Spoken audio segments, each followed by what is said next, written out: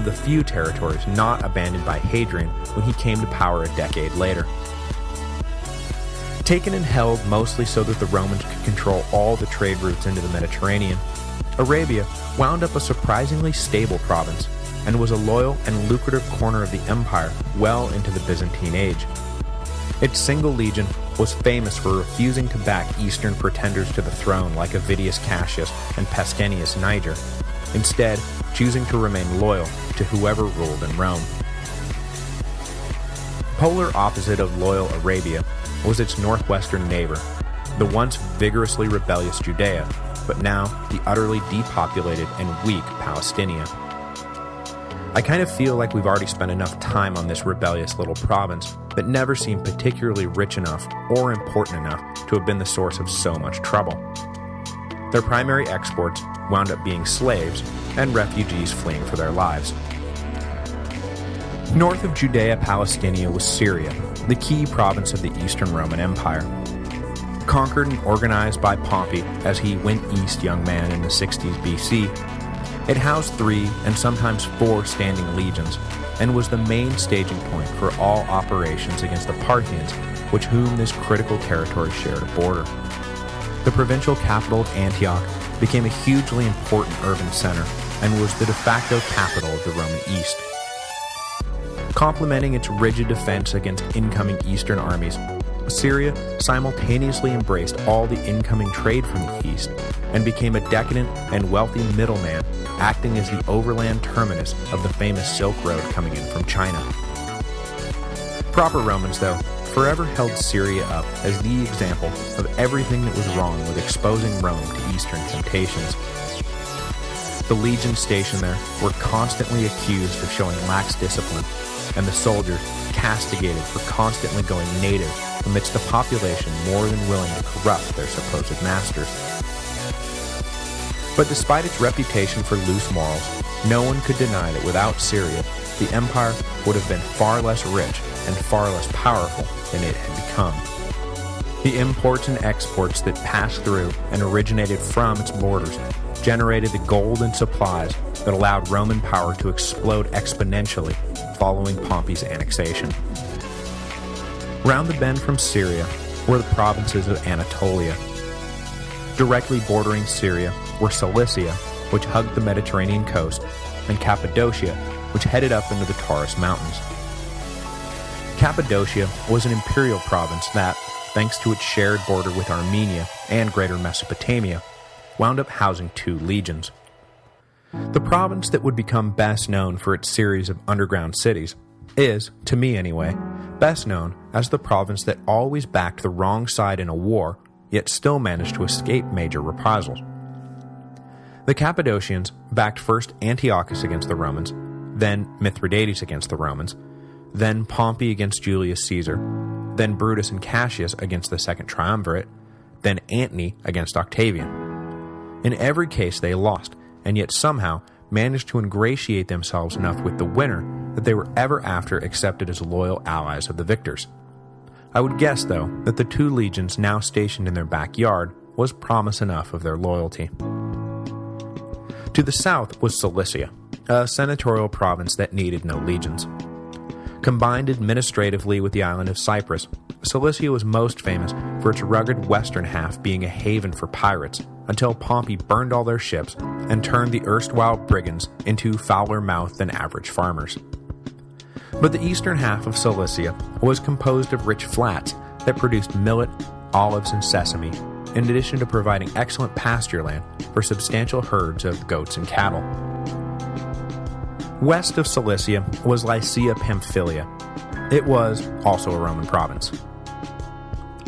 West of Cappadocia and northwest of Cilicia was the unimpressive but still unique province of Galatia, which literally translates as Gaul of the East.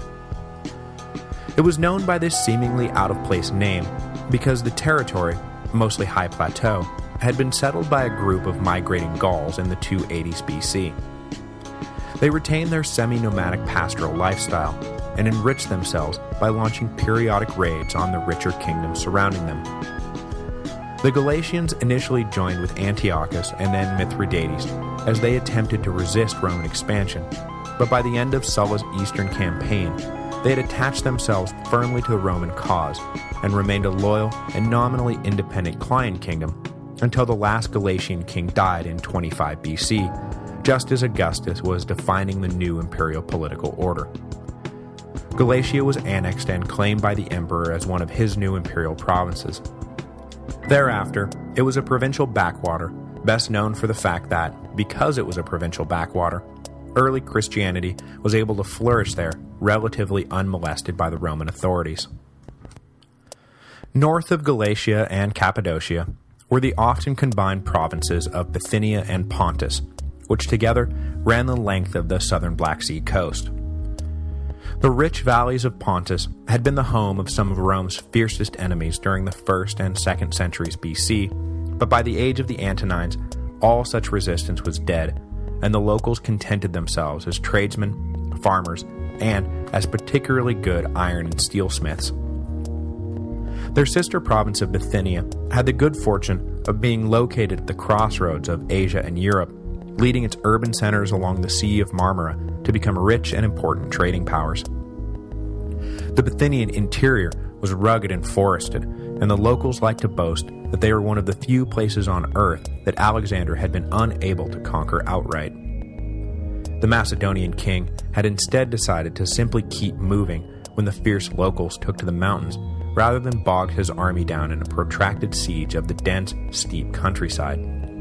The province, then a client kingdom, also wound up being a thorn in Julius Caesar's side, as he was dogged for years by rumors that he had gone to bed as the passive partner with the king of Bithynia. You'll recall that his enemies often scribbled graffiti on the walls of Rome. Bithynia Pontus was also the corrupt and disorganized province that Trajan had sent Pliny the Younger to straighten out in the early 100s AD, a difficult task that at best produced mixed results. The rest of the west coast of Anatolia was swallowed by the province of Asia, a senatorial province that had been brought into the empire following the death of King Attalus of Pergamum in 129 BC. His kingdom had been created as a buffer client state following the withdrawal of Antiochus in 190 BC, and, with no male heirs, Attalus simply left the kingdom to Rome in his will.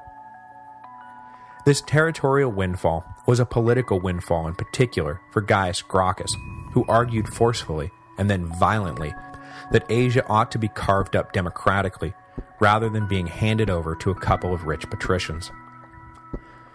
After years of indifferent Roman rule, Mithridates invaded and slaughtered every Roman he could find in the Asiatic Vespers of 88 BC, prompting Sulla to take revenge and reclaim the territory for Rome, in whose sphere of influence it remained until the fall of the Byzantine Empire.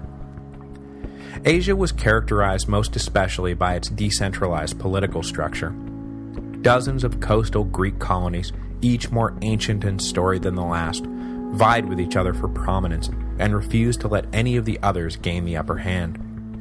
In their race to secure the emperor's favor, Asia wound up being the first territory to really embrace the practice of worshipping the cult of the Caesars, and emperor worship became deeper and wider spread in Asia than just about anywhere else in the empire. Across the Hellespont from Asia was Thracia, supposed homeland of everyone's favorite gladiator Spartacus.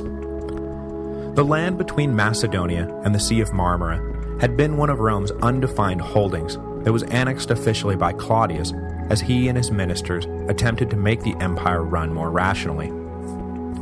The rugged country was known for its disparate local tribes who seemed to hate each other more than they hated the Romans. Down the road, the province will produce a number of notable soldier emperors, including the beast Maximinius Thrax, whose assassination of Alexander Severus helped spark the crisis of the 3rd century, and Constantine's great colleagues/rivals Galerius and Licinius, whose demise helped close the door on that particular century of chaos. North of Thracia was the province of Moesia, eventually divided by Domitian into upper and lower halves to make the whole territory more militarily agile. The superior and inferior in this case referring to the downhill path of the Danube rather than the Rhine. The country had been finally conquered by the grandson of Marcus Crassus around 29 BC, but it was not organized as a province until at least 680.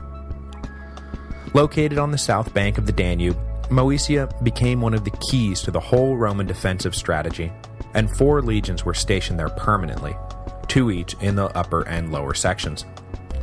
Its strategic military value was never in doubt, though its responsibilities were lightened somewhat by Trajan's conquest of Dacia in 105, which pushed the northern border across the Danube and left Upper Moesia at least an interior province. Beyond its military value, Moesia also came equipped with gold fields in the west and excellent farmland in the east, and obviously, its location along the Danube left it in control of most of the international trade coming down that great river, making Moesia rich, which was nice, but also leaving it the constant target of envious Germans on the north bank, which wasn't so nice. This was why the locals in Moesia were enthusiastic supporters of Trajan's Dacian conquest, and hoped for more where that came from. They would be let down by Hadrian, though, and Dacia would be the last major province added to the empire and the only Roman territory on the far side of the Danube. Its abundant mineral resources, especially in the gold and silver department, gave the Roman economy a much-needed shot in the arm, though it proved to be a tenuously held territory at best. Hadrian had wanted to withdraw, but was compelled by economic and political necessity to retain what he considered an indefensible position. The money flowing in was nice, though, and while it lasted, Dacia was a key cog in the imperial minting machine.